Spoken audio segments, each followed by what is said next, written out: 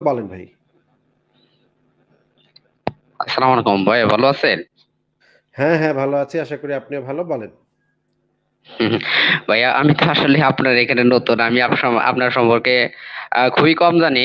আপনি অবশ্যই সালামটা নেন নাই আমার। আমি জানি না নেওয়ার কারণ। না আহ আমি আপনাকে বলেছি আপনার উপরে শান্তি বর্ষিত হোক। সেই কথাটা বোধহয় আপনি শোনেন নাই। আমি ও আপনাকে সরি, বলেছি আচ্ছা আচ্ছা আপনার আচ্ছা, উপরে শান্তি ধন্যবাদ। বর্ষিত হোক। কিন্তু হ্যাঁ, হ্যাঁ। ইসলাম ধর্ম অনুসারে একজন অমুসলিমকে আপনি তো সালাম ভাই দিতে পারেন না। আপনি কি জানেন যে ইসলামে অমুসলিমকে সালাম দেওয়ার কোনো বিধান নাই? আসসালামু আলাইকুম এই ও কথাটা বলার কোনো বিধান নাই ইসলামে। মানে একজন অমুসলিমকে এই কথাটা বলার বিধান নেই। না, এই আসসালামু আলাইকুম মানে হচ্ছে আপনার উপর শান্তি বর্ষিত হোক। কিন্তু ইসলামে একজন অমুসলিমের উপর শান্তি কামনা করা এইটা নিষিদ্ধ। এটা জানেন আপনি? হ্যাঁ, এটা একটু একটু জানা আছে। আচ্ছা, তাহলে আপনি যদি রেফারেন্স দেখতে চান, দলিল দেখতে চান তাহলে আমি আপনাকে দলিল দেখাতে পারি। সেখানে আপনি কিন্তু দেখবেন এটা যে মানে আসলে ভিন্ন ভিন্ন প্রসঙ্গে হয়তো সম্ভবত, কিন্তু এটা সব প্রসঙ্গ মানে সব ক্ষেত্রেই তো এটা কার্যকরী না মনে হয়। তাহলে আপনি আ আ ইয়াটাই দেখেন, দলিলটাই দেখেন আপনার নবী এই বিষয়ে কি বলেছে সেটাই দেখেন। মানে সব ক্ষেত্রে না কোন ক্ষেত্রে এটা তো আ কে ডিসাইড করবে? আপনি তো ডিসাইড করবেন না, তাই না? এটা হচ্ছে আপনার জি জি। নবী এইটা ডিসিশন নিবে। নবী এইটা আ মানে নির্দেশ দিবে। নবী যে নির্দেশটা দিবে সেই নির্দেশটা আপনার ফলো করতে হবে। এখানে বলা হচ্ছে যে সুনান তিরমিজি শরীফের হাদিস ১৬০২ নম্বর হাদিস আবু হুরায়রা থেকে বর্ণিত। রাসূলুল্লাহ সাল্লাল্লাহু আলাইহি সাল্লাম বলেছেন, "তোমরা ইয়াহুদী নাসারাদের ১ম এ সালাম প্রদান করো না।" দেখা যাচ্ছে ভাই? ১ম এ সালাম প্রদান করো না দেখা জি যাচ্ছে? জি জি। জি আচ্ছা। জি আর জি। দেখা হলে রাস্তায় চলাচলের সময় তাদের কারো সাথে দেখা হলে তাকে রাস্তার কিনারায় ঠেলে দিও। মানে রাস্তার সাইড দিয়ে ঠেলে দিতে হবে। ধাক্কা দিয়ে সাইডে ফালায় দিতে হবে যেন সাইড দিয়ে তারা যেতে বাধ্য হয়। ঠিক আছে? কিনার দিয়ে যেতে যেন বাধ্য হয়, যেন মাঝখান দিয়ে যেতে না পারে। এটা হচ্ছে একটা সহিহ হাদিস। দেখা যাচ্ছে ভাই? জি, জি, আমি দেখতে পাচ্ছি। জি, জি, দেখতে আচ্ছা, পাচ্ছি। তাহলে ইহুদি নাসারাদের সম্পর্কে বলেছে ১ম এ সালাম প্রদান করো না। আর আপনি যার সাথে কথা বলছেন সে তো ইহুদি নাসারাও না, সে তো পুরা নাস্তিক। হ্যাঁ? আল্লাহই বিশ্বাস করে না। হুম, হুম। ইহুদি হুম, হুম, নাসারারা হুম। তো তাও আচ্ছা, আচ্ছা। হচ্ছে আহলে কিতাব। ইহুদি হুম। নাসারারা তো তাও আহলে কিতাব। আরেকটা হাদিসে আমি দেখাচ্ছি তিরমিজি শরীফেরই ১৬০৮ নম্বর হাদিস। রাসূলুল্লাহ সাল্লাল্লাহু আলাইহি সাল্লাম বলেছেন, "ইয়াহুদি খ্রিস্টানকে ১ম এই সালাম দিবে না। এদের কাউকে যদি পথে পাও তবে এর কিনারায় ঠেলে দিবে।" মানে রাস্তায় ঘাটে যদি ইহুদি নাসারাদের সাথে দেখা হয় তাইলে আপনি কি করবেন ভাই? আপনার নবী কি বলছে? বুঝতে পারতেছি, আমি বুঝতে পারতেছি। কি বলছে আপনি একটু যদি আপনি বলতেন। আপনি বললেই ভালো শোনা যাচ্ছে। সমস্যা নেই। আমি শুনতেছি।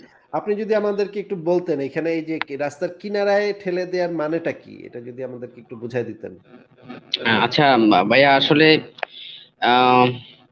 আ প্রথমত যে কথাটা বলতে হবে যে আমি একজন মুসলিম হিসেবে আসলে আমি ইসলামী শিক্ষায় ঐরকম ভাবে শিক্ষিত না। তারপরও আ এই যে হুজুরদের ওয়াজ মাহফিলে এবং নিজের যতটুকু চেষ্টা আছে ওইটুকু চেষ্টার মধ্য থেকে যতটুকু জানা হয়েছে। তবে এই জিনিসটা আচ্ছা, যে আচ্ছা, এদেরকে ভাই এদের মাহবুবুল আলম ভাই, জি ভাইয়া। হুজুরদের জি ভাই। ওয়াজের থেকে তো কোরআন হাদিসের দলিল বেশি ইম্পোর্টেন্ট, তাই না? জি, জি, জি, বেশি ইম্পোর্টেন্ট। আ হ্যাঁ, অবশ্যই। ইসলামের দলিল হচ্ছে কোরআন হাদিস।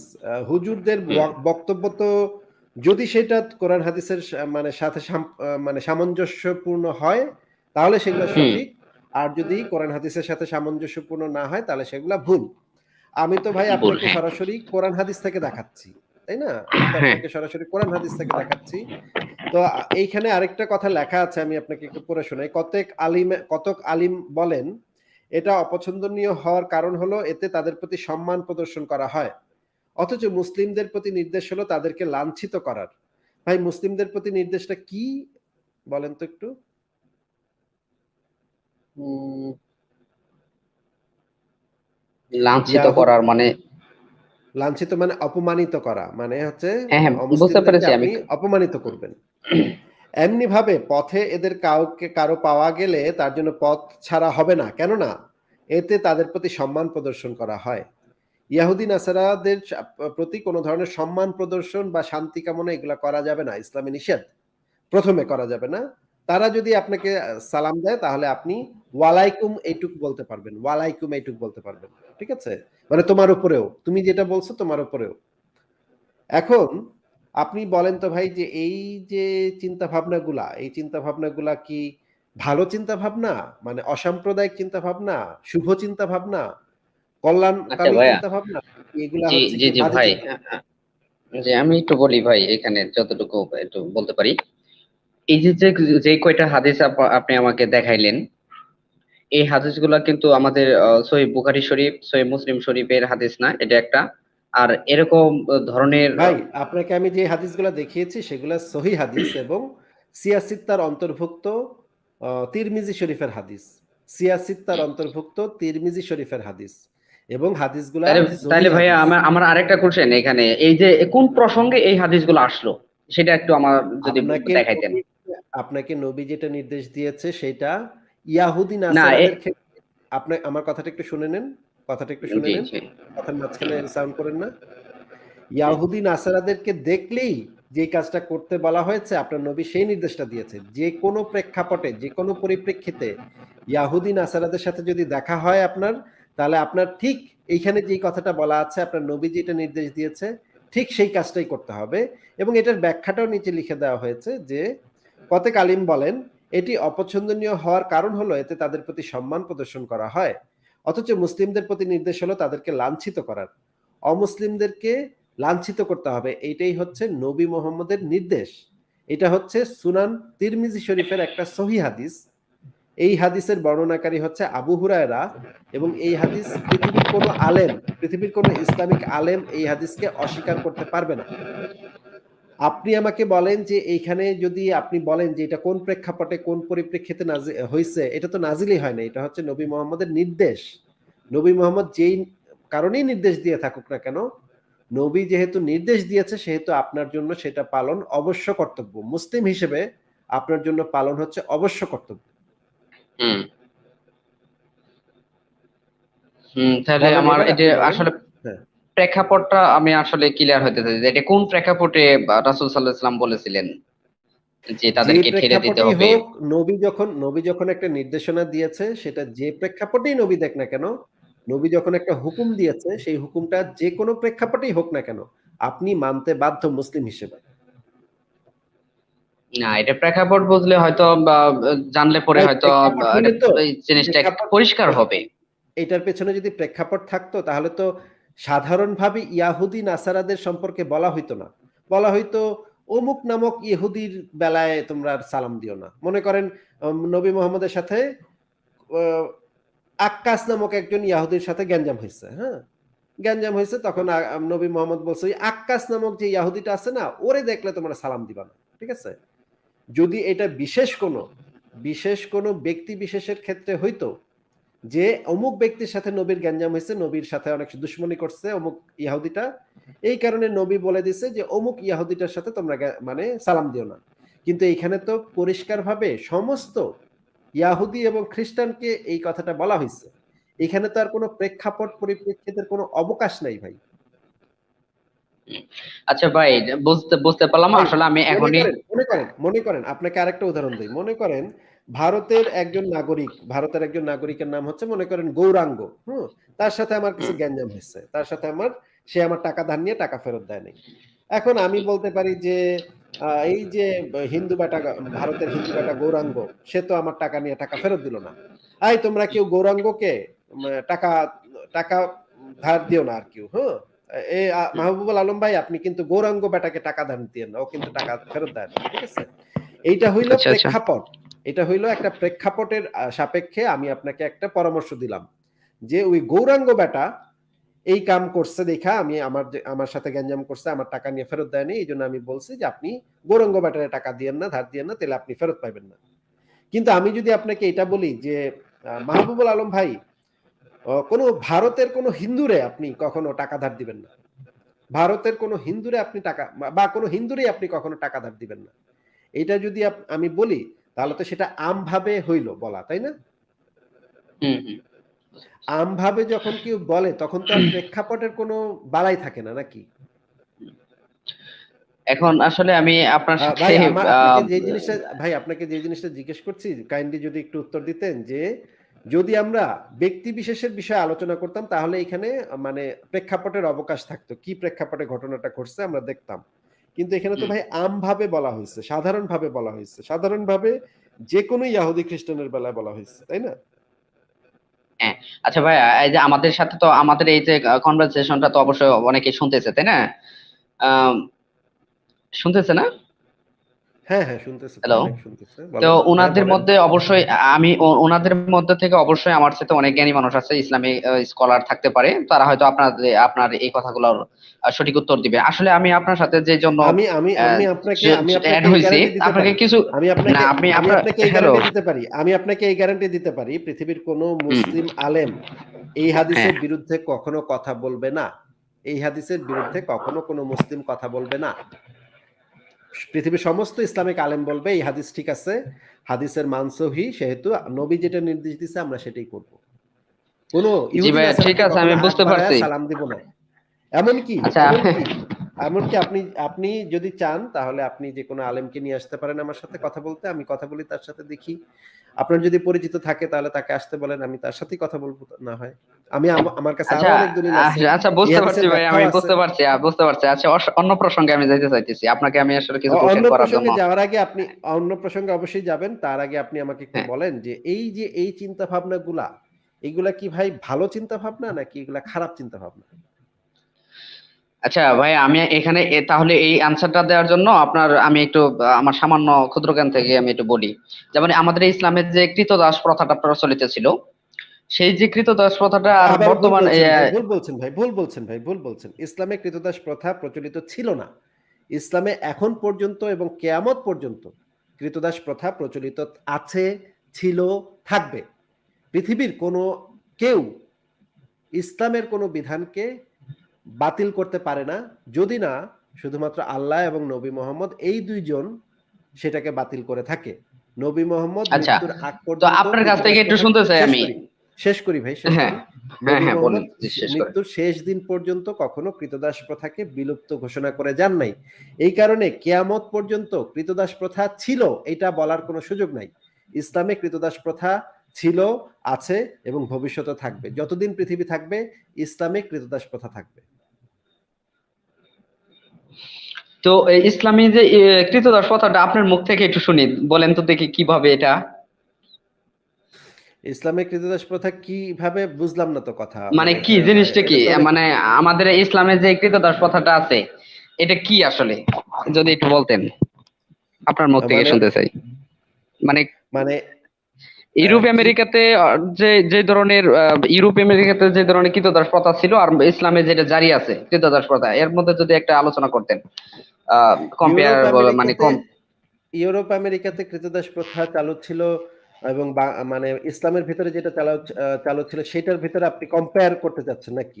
জি, জি, জি, কম্পেয়ার করে আমার একটু যদি আমাদের একটু বলতেন আপনি। আচ্ছা তাহলে আপনি আজকে তো মানে আমাদের, হ্যাঁ, জি বলেন। ঠিক আছে, তাহলে আমি আপনাকে দেখাই, কয়েকটা জিনিস দেখাই। হুম, খ্রিস্টপূর্ব 594 সালে, আচ্ছা প্রথমে আমি দেখাই যে ইতিহাসে কৃতদাস প্রথা কিরকম ছিল। ইতিহাসে কৃতদাস প্রথা অনেক দেশে একটু দাসদের একটু মানে সুযোগ সুবিধা বেশি ছিল, অনেক জায়গায় কম ছিল। এইটা নির্ভর করে হচ্ছে গিয়ে কোন জায়গায়, কোন জায়গা নিয়ে আমরা আলোচনা করছি এবং ইতিহাসের কোন সময় নিয়ে আমরা আলোচনা করছি তার উপর। প্রথমে আমি আপনাকে বলতে পারি যে খ্রিস্টপূর্ব 594 সালে, মানে খ্রিস্টের আগে, মানে হচ্ছে মুহাম্মদের জন্মের প্রায় 1000 বছর আগে, হুম, এথেন্সের হুম। আচ্ছা। সোলন, এথেন্স মানে হুম, গ্রিসের আচ্ছা। এথেন্স, যে গ্রিসের এথেন্স গ্রিসের নাম গ্রিসের শুনছেন? রাজধানী, জি, আচ্ছা, আচ্ছা, হ্যাঁ, হ্যাঁ, বুঝতে পারছি, হ্যাঁ। এথেন্সের সোলন সম্পূর্ণভাবে ঋণ দাস প্রথা নিষিদ্ধ করেন। ঋণ দাস মানে হচ্ছে গিয়ে ধার নিলে, তারপরে মনে করেন আপনি টাকা ধার নিলে আপনার বাচ্চা কাচ্চারে হুম, নিয়ে হুম, দিত। আগে কালে এই হুম, হুম, সিস্টেমটা হুম, ছিল। হুম, হুম। গ্রিসে খুব জঘন্য এথেন্সের এটাই। সোলন ছিলেন, সোলন এই জিনিসটাকে সম্পূর্ণভাবে নিষিদ্ধ করেন। ঠিক আছে। হুম, আরেকজন হুম, ছিলেন রোমান দার্শনিক, তার নাম ছিল সেনেকা। সেনেকা সেনেকার জন্ম হচ্ছে খ্রিস্টপূর্ব 4 খ্রিস্টাব্দে এবং মৃত্যু হুম, হলো খ্রিস্টাব্দ 65 খ্রিস্টাব্দে। ঠিক আছে। তিনি হুম, তার হুম, একটা হিসেব লিখেছিলেন যে কৃতদাসদেরকে কখনো দাস বলো না, তাদেরকে মানুষ বলো, বন্ধু বলো, কিন্তু কখনো দাস বলো না। ঠিক আছে? এটা হচ্ছে ইসের কথা, সেনেকার কথা, প্রাচীন রোমান দার্শনিক। ঠিক আছে? এবং আরো অনেক মানে এই যে, তবে এটাও ঠিক, সেই সাথে এটাও ঠিক যে রোমান সাম্রাজ্যে ক্রীতদাসদের সাথে অসম্ভব নির্মম নির্যাতন করা হয়েছে এবং তাদের বিরুদ্ধে একজন মানে ক্রীতদাস নেতা যিনি ছিলেন স্পার্টাকাস, তিনি প্রথম বিদ্রোহ শুরু করে, হুম হুম মানে ক্রীতদাস প্রথার বিরুদ্ধে বিদ্রোহ শুরু করে এবং দাস মালিকদের বিরুদ্ধে বিদ্রোহ শুরু করে। ওনার ঘটনা না হয় আরেকদিন বলবো, এটা নিয়ে অনেক সিনেমা টিনেমা বানানো হয়েছে, আপনি স্পার্টাকাসের সিনেমাও আচ্ছা দেখতে আচ্ছা পাবেন আচ্ছা অনেক। ঠিক আছে? হুম হুম ভারতে কি হইতো, ভারতে জি কৌটিল্যের অর্থশাস্ত্র একটা বিখ্যাত গ্রন্থ আছে। হ্যাঁ হ্যাঁ বই কৌটিল্য আছে, ছিলেন হ্যাঁ আছে আছে, ভারতের ইতিহাস গ্রন্থ আছে। অত্যন্ত গুরুত্বপূর্ণ একজন দার্শনিক এবং ইকোনমিস্ট। তিনি ছিলেন প্রথম হুম, অর্থ কৌটিল্য অর্থ অর্থশাস্ত্র, হ্যাঁ। অর্থনীতি বিষয়ে সর্বপ্রথম বই লেখেন কৌটিল্য। হ্যাঁ? চাণক্যের হুম হুম অর্থশাস্ত্র। আপনি নাম শুনে থাকবেন। চাণক্যের হ্যাঁ অর্থশাস্ত্র। শুনছি ঠিক আছে? শুনছি। হ্যাঁ। তো উনি যেই বইটা লিখেছিলেন চাণক্যের অর্থশাস্ত্র, সেটার ভিতরে কৌটিল্যের অর্থশাস্ত্র, ওনাকে চাণক্য বলা হইতো। সেইখানে যে সেখানে যে জিনিসটা লেখা আছে যে দাসীর সম্মতি ছাড়া দাসীর সতীত্ব কেউ লঙ্ঘন করলে তাকে ইয়াদ করতে হবে, তাকে শাস্তি প্রয়োগ করতে হবে। কৃতদাসীর ইচ্ছার হুম বিরুদ্ধে যদি কেউ তার সাথে সঙ্গম করে তাহলে তাকে শাস্তি দেওয়া হবে। এই হুম জিনিসটা লেখা ছিল তার গ্রন্থে। প্রাচীন ভারতের যে সম্রাট অশোক হুম যেই কাজটা করেন, তিনি দাসদের সাথে ভালো আচরণ করতে জনগণকে উৎসাহিত করেন এবং বাজার একদম নিষিদ্ধ করে দেন। তার সাম্রাজ্যে সম্রাট অশোক তার সাম্রাজ্যে দাসের বাজার নিষিদ্ধ করে দেন। দাসের কোনো বাজার আর বসবে না। বুঝতে পারছেন ভাই? জি জি বুঝতে পারছি, হ্যাঁ। আচ্ছা। এরপরে হচ্ছে গিয়ে যদি আপনি বাইবেলের আসেন, বাইবেলে কি আছে? বাইবেলে এই মানে দাসপ্রথা সম্পর্কে কি আছে? বাইবেলে যে জিনিসটা বলা আছে, বাইবেলেও খারাপ কথাই বলা আছে দাসদের সম্পর্কে। যে যেমন একটা কথা হচ্ছে, যাত্রা পুস্তকের ২১-এর ২০ এবং ২১-এর ২১-এ বলা হয়েছে, দাস-দাসী যদি ২-১ দিনের দাস-দাসীকে যদি মারেন আপনি, তাহলে ২-১ দিন পর্যন্ত যদি জীবিত থাকে তাহলে সেই দাস-দাসীর সেই পুরুষের কোনো শাস্তি হবে না। মানে মালিকের কোনো শাস্তি হবে না। অনেক যদি মারেন, রড দিয়ে এমনভাবে আঘাত করেন, হুম হুম তাহলে একদম মরে গেলে তখন মালিকের শাস্তি হবে। কিন্তু যদি ২-১ দিনের মধ্যে মারা না যায় তাহলে তার শাস্তি হবে না। আরো নিউ টেস্টামেন্টে বলা আছে, হুম তিতের ২:৯ এবং তিতের ২:১০ বলা আছে, তারা যেন সবসময় নিজেদের মনিবের আজ্ঞা পালন করে, তাদের সন্তুষ্ট রাখার আপ্রাণ চেষ্টা করে, মনিবের কথার প্রতিবাদ না করে।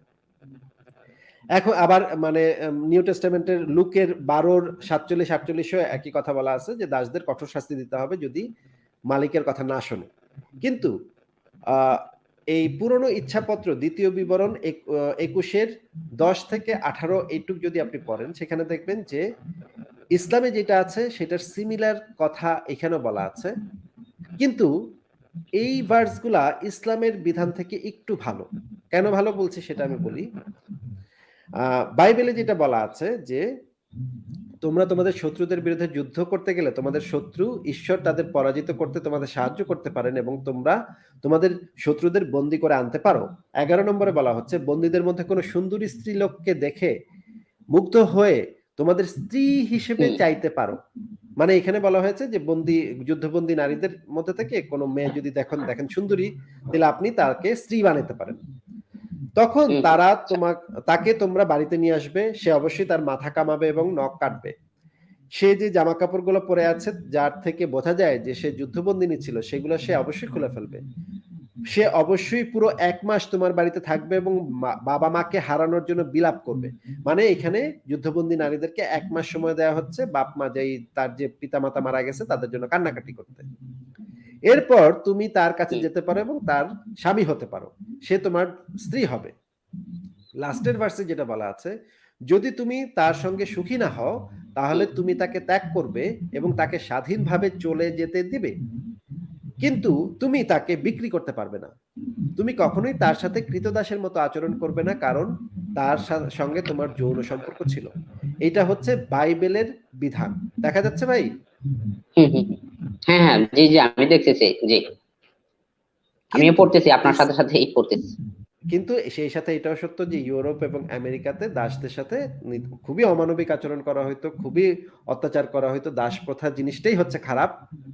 এই কারণে মানুষ বুঝতে পেরেছে যে দাস প্রথা হচ্ছে মানব ইতিহাসে সবচেয়ে ভয়ঙ্কর জিনিস। একজন মানুষ আরেকজন মানুষের গোলাম হইতে পারে না। প্রত্যেক মানুষ জন্মগতভাবে স্বাধীন।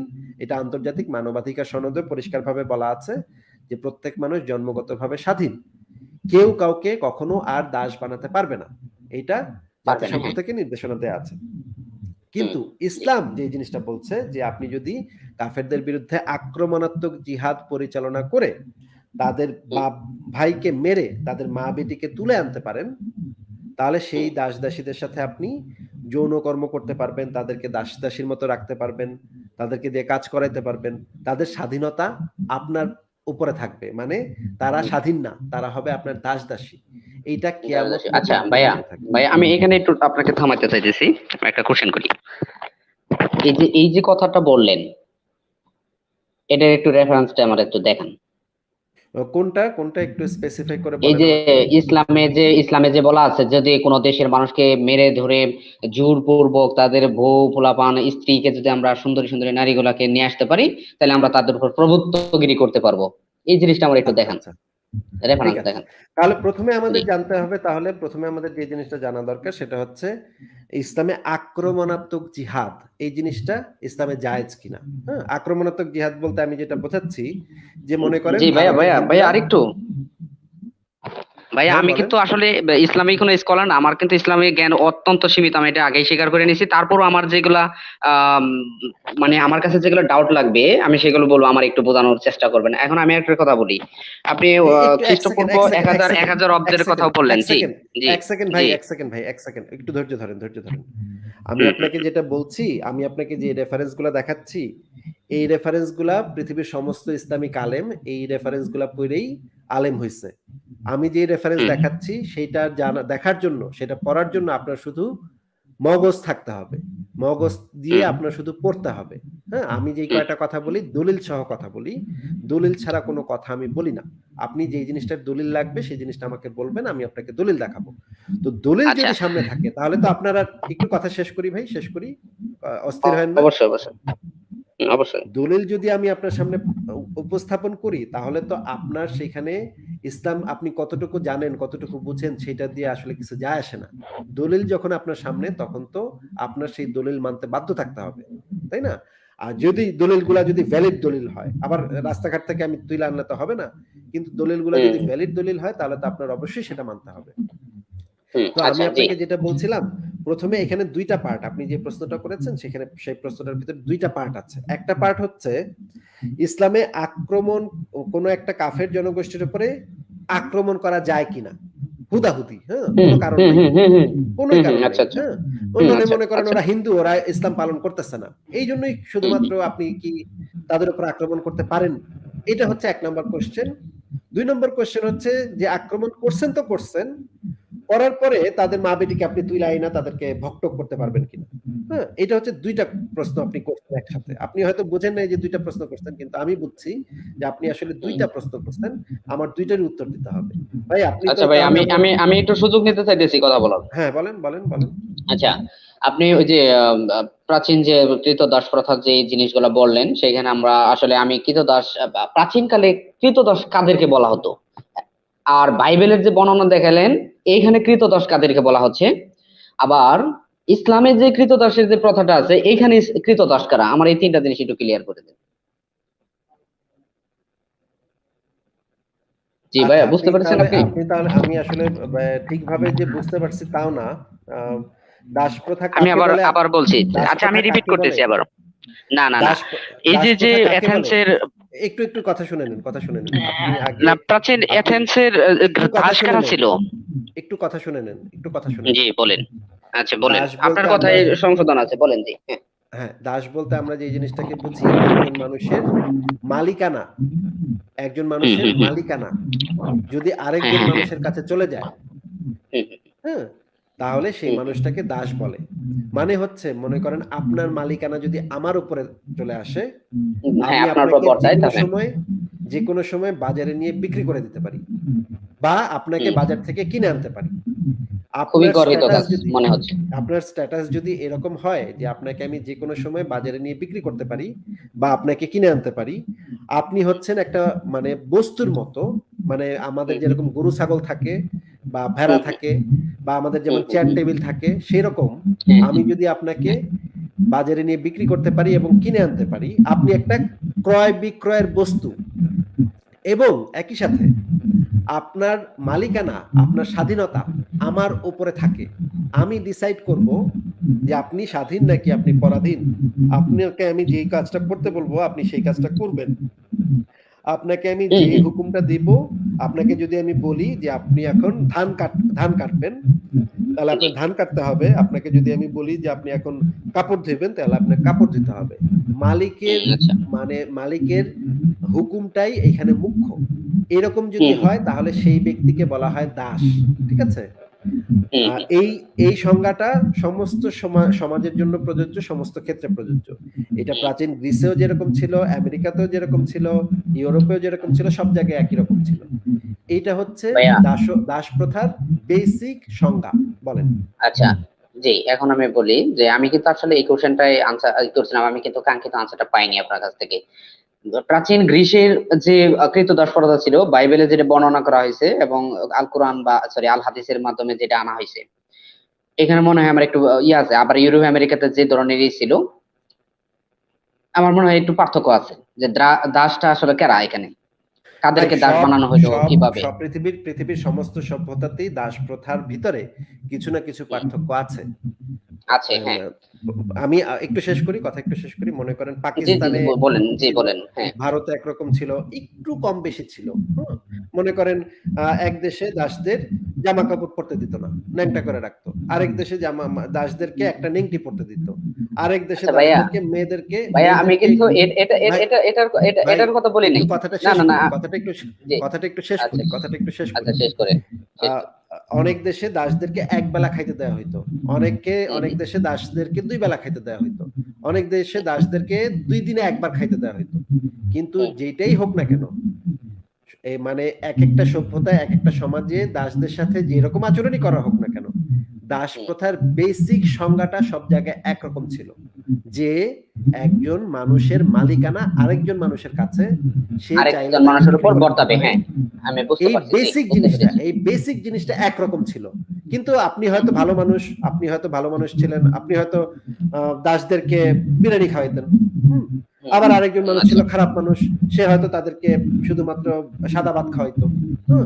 আরেকজন মানুষ ছিল হুম, মনে করেন একটু মিডিয়াম টাইপের মানুষ। সে হয়তো একটু কাঁচামরিচ আর পিঁয়াজ দিয়ে ভাত দিত। সে কাঁচামরিচ আর পিঁয়াজ দিয়ে ভাত খেত। কিন্তু বেসিক সংজ্ঞাটা সব জায়গায় এক ছিল। আমি আলোচনা আচ্ছা। করছি বেসিক জিনিসটা নিয়ে। কে জি, কাকে বেসিক বিরিয়ানি জিনিসটা। খাওয়াইতো? কে কাকে বিরিয়ানি খাওয়াইতো? কে কাকে পেঁয়াজ মরিচ দিয়া খাওয়াইতো নাকি পান্তা ভাত খাওয়াইতো? এইটা নিয়ে আমি আলোচনা করছি না। আমি আলোচনা করছি আচ্ছা। বেসিক জিনিসটা, যে আপনার মালিকানা আরেকজনের কাছে, সে ডিসাইড করবে আপনাকে বাজারে সে বিক্রি করে দিতে পারে কিনা সেইটা। হুম। বুঝতে পারছেন ভাই? জি, বুঝতে পেরেছি। যেটা বুঝলাম সেটা হইতেছে যে দাস প্রথাটা আসলেই খুবই একটা গর্হিত একটা কাজ। যেটা আসলে মানুষের জন্য আসলে কাম্য না এটা। আমরা কখনোই আশা করতে পারি না। এখন যেহেতু ইসলামে দাস প্রথা আলোচনা আছে আর দাস প্রথাটা নিয়ে আসলে আপনাদের সমাজে বেশি গুঞ্জন একটু শুনি। আমরা যদিও আমি এদিকে ওইভাবে ফোকাস করি না কখনো যে কে কি বললো, নাস্তিকরা কি বললো, হিন্দুরা কি বললো, এগুলো আসলেই করি না। কারণ আমরা আসলে আধুনিক যুগের মানুষ। মানুষ মানুষের উপর মানে ভালোবাসা দেখাবে, যাতে আমাদের একটা বা বিশ্ব ব্রহ্মান্ডে যেন একটা শান্তি আসে। আমরা যেন সুন্দরভাবে বাঁচতে পারি, কেউ কারো উপর চড়াও না হতে পারি, না হয় আরকি। সেই জিনিসগুলো কিন্তু আমাদের আসলে চাওয়া। আন্তর্জাতিক আইনের মানবাধিকার যেইগুলা। তা আমি এখন আসলে ঘাটাঘাটি করে একটু মাঝে মাঝে একটু ইচ্ছা হয় যে আসলে আমাদের ইসলামে কি এতই আসলে ভুল তথ্য করা আছে। ভাইয়ারা যেভাবে বলে, যেমন আপনাদের কিছু আমি শুনছি, তারপর আরো কয়েকজনের শুনছি, যেগুলো আসলে আমার কাছে মনে হইতেছে যে আপনারা একটু ভুল ব্যাখ্যা করেন। যেমন ইসলামের দাস প্রথাটা যা অবশ্যই যেভাবে ভাই, আছে। অবশ্যই ভাই, যদি ভুল ব্যাখ্যা করি তাহলে আপনি আমাকে ধরায় দিবেন। এতক্ষণ পর্যন্ত যেই কথাগুলো আমি বলেছি সেগুলোর ভিতরে কি আপনি কোনো ভুল ব্যাখ্যা করেছি বা ভুল তথ্য আপনাকে দিয়েছি, সেটা একটু এতক্ষণ হ্যাঁ, পর্যন্ত একটা আমি একটা যে ভুল কথাগুলো ব্যাখ্যা আমার বলেছি কাছে মনে হইতেছে সেই ভাইয়া, আমার জিনিসটা কাছে আমাকে একটা। একটু দলিল সহ প্রমাণ করে দেন ভাই।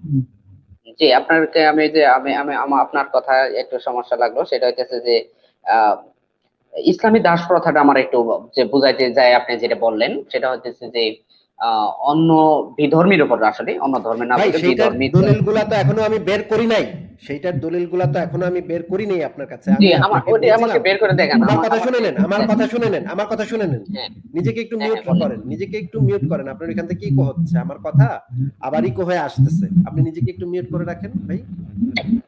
যে আমি আপনার কথা এখান না থেকে বললে খুবই হয় না? সাউন্ড হচ্ছে। না না না, মিউট করেন, তা না হলে আপনার এখান থেকে এই যে সাউন্ড হচ্ছে, আমার কথা আবার ফেরত আসছে আপনার এখান থেকে। হ্যাঁ, আপনি আচ্ছা, আমি যখন, মিউট করছি। জি, জি ভাইয়া, মিউট হ্যাঁ হ্যাঁ করতেছি। হ্যাঁ, হ্যাঁ। হ্যাঁ, আমি ভাই আপনাকে দলিলগুলা বের করে দেখাবো বলছি, তখনও আমি বের করে দেখাইনি। আমি আপনাকে বলেছি যে ইসলামে দুইটা, আপনার প্রশ্নের ভিতরে দুইটা পার্ট আছে। একটা হচ্ছে আক্রমণাত্মক জিহাদ, আরেকটা পার্ট হচ্ছে কাফেরদেরকে মেরে তাদের মা বেটিকে তুলে এনে দাস দাসী বানানো এবং তাদেরকে ভোগ করা। এই জিনিসগুলো আমি বের করতে যাচ্ছিলাম, তারপরে আপনি প্রশ্নটা আরেক জায়গায় চলে গেছেন। এই কারণে আমি সেই পয়েন্টটা শেষ করতে পারিনি। তখন আপনি ঘুরতে আরেক জায়গায় গেছেন। ভাই দাস প্রথা কাকে বলে? দাস প্রথার সংজ্ঞাটা দেন। মানে প্রাচীন গ্রিসে দাস কেমন ছিল? এইখানে কেমন ছিল? সেখানে কেমন ছিল? সেখানে চলে গেছেন। এই কারণে আমি আর ওই পয়েন্টটা তো মেক করতে পারিনি। এখন আপনি এসে আমাকে বলতেছেন, আপনি তো ভাই মানে দাস বললেন যে এটা তো আমাকে, ভাই ওইটার তো আমি দেখানোর সুযোগটা পাই নাই। আপনি তো সেখান থেকে আলোচনা অন্যদিকে নিয়ে গেছেন। আমি তো এখন আপনাকে সেই জিনিসগুলা দেখাবো যে ইসলামে আচ্ছা ভাইয়া, আমি আমি আক্রমণাত্মক, এখানে আরেকটা ভাই কথা বলি একটু। কথাটা শেষ করতে দেন, কথাটা না, শেষ আমাকে করতে একটু দেন। বলতে হবে ভাই, আমার একটু বলতে ভাই হবে। নিজেকে, ভাই নিজেকে একটু মিউট করেন, কথাটা আমার শেষ করতে দেন। না, কথাটা ইসলামে না না, আমি কৃতদাস যদি কারা, আমার এটা আমার কথাটা, একটু বলবেন। আমি ইসলামের যদি কথাটা কৃতদাস শেষ কারা, না এটা করি, আমাকে বলবেন। আমি যদি কথাটা শেষ না করি তাহলে আপনি একটু পরে বলবেন যে ভাই আপনি তো এটা ভুল ব্যাখ্যা দিচ্ছেন। হ্যাঁ, আমার কথাটা শেষ না হইতে আপনি কথাটা প্রসঙ্গটা আরেক দিকে নিয়ে গিয়া তখন বলবেন আপনি তো এটা আমারে দেন নাই, দলিলটা দেন নাই। তার মানে হচ্ছে কি আপনি একটা চালাকি করতেছেন এখানে। ঠিক আছে? এই চালাকিটা কইরেন না। সৎভাবে আলোচনা করেন, সততার সাথে আলোচনা করেন। ঠিক আছে? আমি আপনাকে বলেছি এই যে আক্রমণাত্মক জিহাদ এবং কাফেরদেরকে মেরে তাদের মা-বেটিকে তুইলা আইনা তাদেরকে যৌন দাসী হিসেবে ব্যবহার করা, এটা আপনার নবী নিজেও করছে, নবীর সাহাবীরাও করছে। সবাই মিলাঝিলা করছে। এই দলিলগুলো আমি আপনাকে বের করে দেখাবো। এখন পর্যন্ত দেখাই নাই। দেখাবো। ঠিক আছে?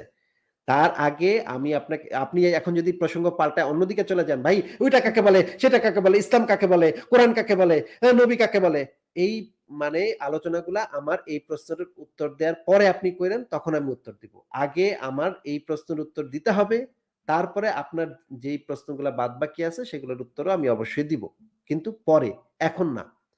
প্রথমে আমাদের যে জিনিসটা জানা দরকার সেটা হচ্ছে ইসলামে আক্রমণাত্মক জিহাদ আছে নাকি নাই। আমি বলেছি যে ইসলামে আক্রমণাত্মক জিহাদ আছে। যে জিনিসটা কি, সেই জিনিসটা হচ্ছে যে অমুসলিমরা যদি, একটা অমুসলিম রাষ্ট্র যদি থাকে, সেই রাষ্ট্রের মানুষরা যদি ইসলাম কবুল না করে তাহলে তাদেরকে প্রথমে ইসলামের দাওয়াত দিতে হবে। যদি দাওয়াত না দেয়, তাহলে দাওয়াত কবুল না করে তাহলে তাদেরকে আক্রমণ করতে হবে, আক্রমণ পরিচালনা করতে হবে। দলিল কোথায়? দলিলটা আমি দেখাচ্ছি। এটা হচ্ছে পৃথিবীর সবচেয়ে বিখ্যাত একটা গ্রন্থের অন্তর্ভুক্ত ফতওয়ায়ে আলমগীরি। বাদশাহ আলমগীর এই যে সারা পৃথিবী থেকে সবচেয়ে বড় বড় আলেমদেরকে ডেকে এনে, মোগল সম্রাট আলমগীর তিনি সারা পৃথিবী থেকে সবচেয়ে বড় বড় আলেমদেরকে এনে একটা গ্রন্থ রচনা করেন। সেই গ্রন্থটার নাম হচ্ছে ফতওয়ায়ে আলমগীরি। এই বইটা পাওয়া যায় হচ্ছে ইসলামিক ফাউন্ডেশন থেকে, তৃতীয় খণ্ড, পৃষ্ঠা নাম্বার 502, 503, 535, 537, 540। এই কয়টা পৃষ্ঠা আমরা আগে একটু পড়ে দেখি যে এখানে কি বলা আছে। জিহাদ ও লড়াইয়ের পদ্ধতি। ইসলামে জিহাদ এবং লড়াইয়ের পদ্ধতিটা আমরা একটু পড়ে দেখি। এখানে যে লাল দাগ দিয়ে রেখেছি আমি, সেই অংশটুকু আমি পড়ি। ভাই মাহবুবুল আলম ভাই, আপনি কি এই লাল অংশটুকু আমাদেরকে একটু পড়ে শোনাতে পারবেন? আচ্ছা ভাই, আমি পড়ে শোনাচ্ছি। আহ এটা তো মাসালা। এটা হচ্ছে মুসলিম ফতোয়া, বাহিনী। ফতোয়া। এটা হচ্ছে আচ্ছা, ফতোয়া ফতোয়ায়ে মাসালা। আচ্ছা, আলমগীরি। হ্যাঁ? আচ্ছা, বুঝতে পারছি। জি, হ্যাঁ, আপনি পড়েন, আমি আমি শুনতেছি, সমস্যা নেই, না, না ভাই শুনতেছি আপনি আপনি। একটু পড়েন। আমি অনেকক্ষণ কথা বললাম তো, আমি একটু পানি খাই, আপনি পড়েন ভাই। মুসলিম বাহিনী আচ্ছা, আমি একটু লাইট করে নিচ্ছি। আচ্ছা দাঁড়ান, ব্রাইটনেসটা বাড়া দিচ্ছি। জি, মুসলিম বাহিনী দারুল হারবে প্রবেশ করে কোন শহর বা দুর্গ অবরোধ করে তাদেরকে ইসলামের দাওয়াত দিবে। এটা কত একটা 2 নম্বরটা না? জি, যদি তারা দাওয়াত সাড়া দেয় তাহলে তাদের বিরুদ্ধে লড়াই থেকে বিরত থাকবে। খুব সুন্দর কথা। আর যদি তারা সাড়া দানে বিরত থাকে তাহলে তাদেরকে জিজিয়া প্রদানের আহ্বান জানাবে। এটাও খুব যুক্তিসঙ্গত আমার কাছে মনে হয়। যদি তারা জিজিয়া দিতে সম্মত হয় তাহলে মুসলমানদের যাবতীয় সুবিধা ও দায় তাদের ক্ষেত্রে কার্যকর হবে। ভাই এই মাশাআল্লাহ। লাইনটা বুঝলাম না। ভাই মাশাআল্লাহ, অসুবিধা নেই। এখান থেকে পড়েন, আপনি পড়ে যান। তারপরে বলা হইতেছে এখানে যে ওই সমস্ত লোক যাদের থেকে জিজিয়া নেওয়া জায়েজ নহে, নাকি এটা কি লিখছে জায়েজ নেই? জায়েজ নেই, সর্বসম্মতিক্রমে জায়েজ নেই। যাদের থেকে জিজিয়া কর নেয়া জায়েজ নেই সেটা পড়েন ভাই। সর্বসম্মতিক্রমে জায়েজ নেই, তারা হলো আরবের ওই সমস্ত মুশরিক যারা আসমানি কোনো কিতাবেরই অনুসারী নয়। অতএব মুসলমানগণ যখন তাদের উপর বিজয়ী হবে, হয় তারা পুরুষদের ইসলাম কবুল করবে, নতুবা তাদেরকে হত্যা করা হবে। অবশ্য তাদের নারী ও শিশুরা মালে গনিমত হিসেবে গণ্য হবে। আচ্ছা, আচ্ছা, তাহলে আরবের মুশরিকদের সাথে কি করতে হবে ভাই? বুঝলাম না, আবার একটু বলেন তো। বুঝতে পারছি আমি। এখানে বলতেছে যে ভাই আমি আপনার কথাটা বুঝলাম না। জি বলেন, আবার কি বললেন? একটু নিজেকে মিউট করে রাখবেন, আপনার কথা শেষ হলে নিজেকে একটু মিউট করে রাখবেন ভাই। আচ্ছা, জি আপনি জি তো মিউট অবশ্যই। করছেন না ভাই। আপনার কথাটা যখন শেষ হবে নিজেকে নিজে একটু মিউট করে ফেলবেন, তাহলে আর সমস্যাটা হবে না। ভাই আপনি তো কথা শুনতেছেন না। আপনাকে আমি বলছি যে আপনাকে আমি এখন মিউট করে দিয়েছি। আপনার কথাটা শেষ হলে আপনি আবার নিজেকে নিজে মিউট করে রাখবেন। তাহলে আর ইকোটা হবে না। আপনার এখান থেকে খুব ইকো হচ্ছে। আমি আপনাকে যেটা জিজ্ঞেস করেছি ভাই, যে এই যে আরবের মুশরিকদের সাথে ইসলামের বিধান কি? ইসলামের বিধানটা হচ্ছে তাদের উপর মুসলমানগণ যখন বিজয়ী হবে, হয় পুরুষদেরকে ইসলাম কবুল করতে হবে নতুবা তাদেরকে হত্যা করা হবে।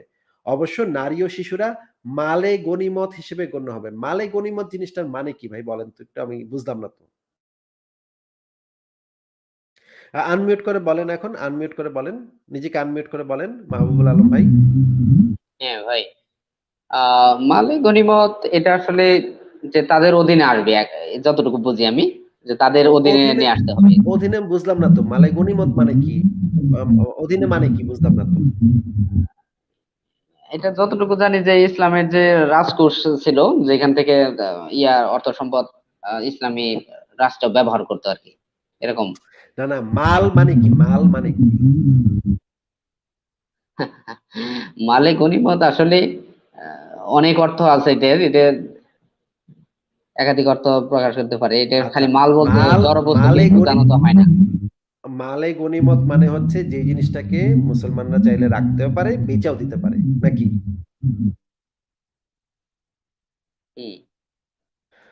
হুঁ কি মানে ভাই? এগুলি মধ্যে আচ্ছা ঠিকভাবে ভাই, বলেন, আমি আমি আমি ঠিকভাবে আমি বলেন। আমি ভাইয়া ভাই এটা এটা আপনাকে আবার আসলে একটু মিউট ওইরকম ভাবে। করছি। আপনাকে আবার একটু মিউট করছি। আপনার এখান থেকে খুবই ইকো হচ্ছে। হ্যাঁ, আপনি নিজেকে মিউট করে রাখবেন। তাহলে আচ্ছা ভাই, আলোচনাটা আমি এখানে একটা ভালোভাবে কথা করা বলি। যাবে। এই যে একটু ভাই, মিউট ভাই আমি আমার আমি দলিলগুলা ইচ্ছাকৃত ভাবে করে নেব, আমি ইচ্ছাকৃত ভাবে করে নেব। আমাকে এখানে স্বাধীনতা দিয়ে দেবো। আমি বলছি যে আমি আপনার কাছ থেকে, মানে আপনার কাছে কিছু বলার জন্যই আপনার সাথে অ্যাড হয়েছি। হ্যাঁ, আমাকে স্বাধীনভাবে বলতে দিতে হবে। আপনি বারবার আমাকে ওই যে কি বলতেছেন যে আপনার প্রতিধ্বনি হচ্ছে এখানে। আমি আপনার আলোচনার সুবিধার্থে আপনার এইগুলা গাইডলাইন গুলো অবশ্যই ফলো করবো। আমি এই যে আনমি জি বলেন ভাইয়া, বলেন।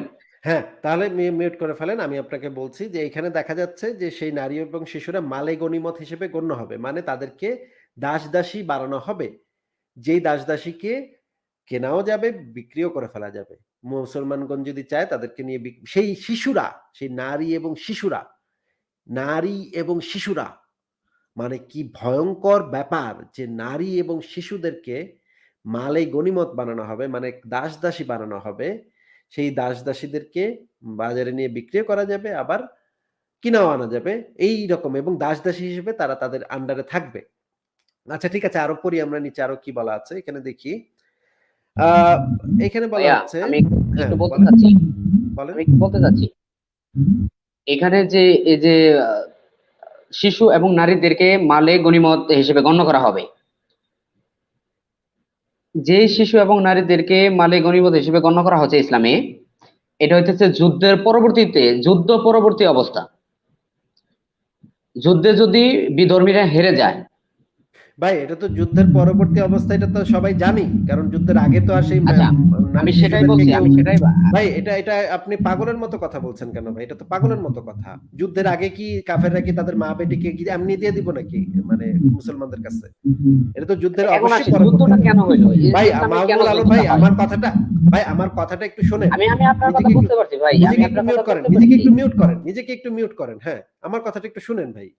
এটা আপনি কেমন যুক্তি দিলেন ভাই? যে ভাই মানে আপনার কথা শুনে মনে হলো আপনি এখন কি একটা সাংঘাতিক একটা যুক্তি দিবেন আমাকে। আপনি কি খুব একটা মানে ভাবসাব নিয়ে আমাকে বলেন, ভাই এটা তো মানে যুদ্ধের পরবর্তী অবস্থা ভাই। ভাই অবশ্যই যুদ্ধের পরবর্তী অবস্থাই তো হবে। কারণ তা নাইলে কি কাফেররা কি নিজেদের মা বেটিকে এমনি, এমনি দিয়ে দিব মুসলমানদেরকে ভোগ করানোর লেগা? এটা কোনো কথা হইল ভাই? যুদ্ধের পরবর্তী তো হইব এটা। যুদ্ধের পরেই তো এটা হইব। যুদ্ধের আগেই কি মা বেটিকে মানুষে দিয়ে দিব দেয় নাকি? মানে এইটা আচ্ছা কেমন ভাইয়া, যুক্তি হইল ঠিক ভাই আছে। বুঝলাম না তো ভাই। এখন আমাদের ইসলামে যেটা ওই যে তখনকার দিনে আপনার যে যুদ্ধটা হইতো, আহ সেটা হইতেছে যে মুসলমানরা করতো যে এই ভূখণ্ড হইতেছে আল্লাহ প্রদত্ত, আল্লাহর, এখানে আসলে আল্লাহর দিন চলবে, ইসলাম চলবে এখানে, মানে যেটা।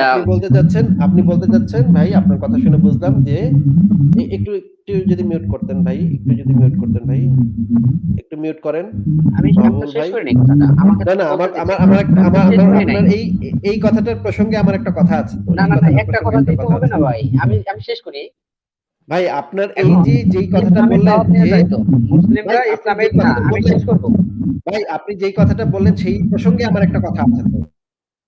আপনি আমাকে বললেন যে আপনি এই যে এই ভূখণ্ডের মালিকানা আল্লাহর, এই কারণে কাফেরদেরকে আপনারা মুসলমানরা অপশন দিবেন যে তোরা হয় মুসলমান হয়ে যা, নইলে তোদেরকে মাইরা ফেলামু, তোদের মা বেটিকে তুইলা গনিমতের মাল